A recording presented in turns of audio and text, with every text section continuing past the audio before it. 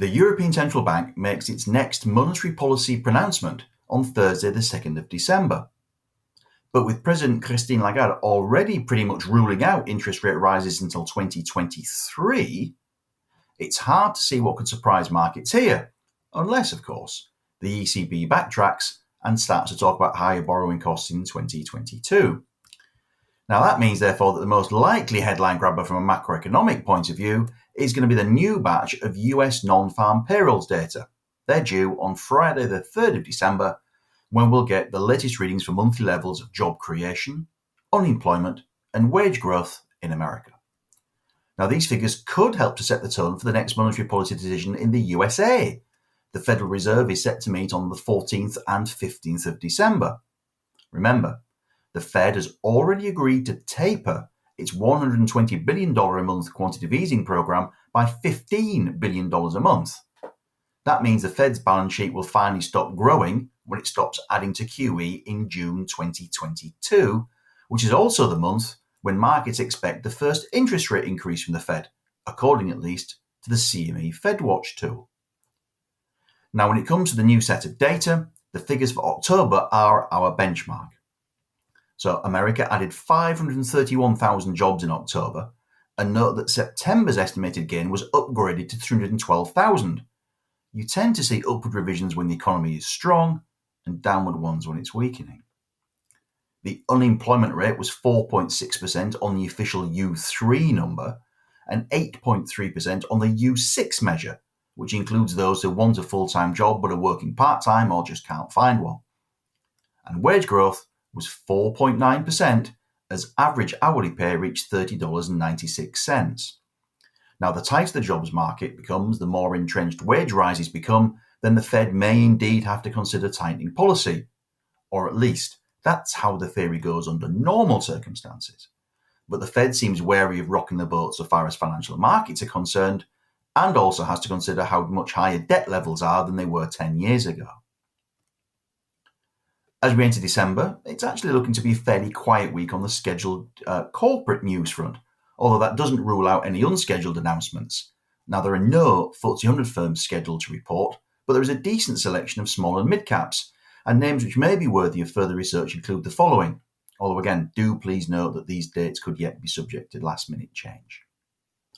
Toymaker Character on Monday the 29th of November, Future, Pennon, Shaftesbury, Marston's, Greencourt and Topps Tiles on the 30th, Brickability on Wednesday the 1st of December, Go Ahead Group and Auction Technology on the 2nd, and Marlowe and Clipper Logistics on Friday the 3rd of December.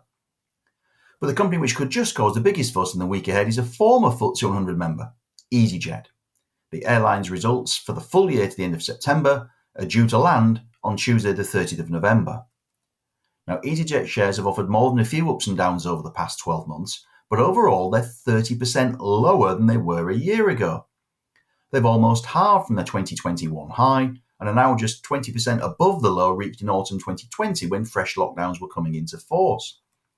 Now, the pandemic is clearly a key factor here, and new lockdowns in Austria and the Netherlands, tighter measures in Belgium, and talk of lockdowns in Germany are hitting shares in all travel firms hard, not just easyJet. Now, while there may be bigger public health issues at stake, the time could hardly be worse for airlines such as easyJet, as bookings had just started to gather momentum, as vaccination programs helped, travel restrictions were eased, and that it's both started to encourage people to fly and travel once more. Now, one key point of interest, therefore, in the full year statement will be easyJet's capacity plans for the year to September 2022. The firm ran capacity at 58% of 2019 levels in the fourth quarter and had planned to run at 70% in the 3 months up to December, so analysts will certainly be looking for an update here. There should actually be few surprises, though, in the headline pre-tax loss figure. Chief Executive Johan Lundgren has already flagged that this will come in at around £1.1 billion. Any guidance for the year to 2022 may therefore be of more interest to shareholders and analysts, and the current consensus forecast is looking for a small pre-tax profit of £69 million. Now, whether Mr. Lundgren feels able to give any guidance is another matter, and whether analysts have any confidence in that £69 million forecast is also open to question, because there are just so many factors here, so many moving parts, and airlines are so heavily operationally geared. £1 of extra revenue can make a huge percentage difference to profits. Now, the other factors that therefore would need to be considered include capacity, as already discussed, which was 55.1 million passengers in the year to September 2020. The number of passengers flown, which was 48.1 million last year. The load factor, which was 87.2% last time around. Average revenue per seat, which was £54.35, and average cost per seat, which was £69.03. Now, a big factor in cost per seat is naturally fuel and oil prices, and they've surged over the past year. easyJet does have a lot of its fuel costs hedged out to mid-2022, but persistently high oil and fuel prices could start to bite eventually, even allowing for easyJet's £500 million cost-cutting programme. A further sign of management's confidence in the recovery, or perhaps lack of confidence, would be any changes to its aircraft purchasing plans.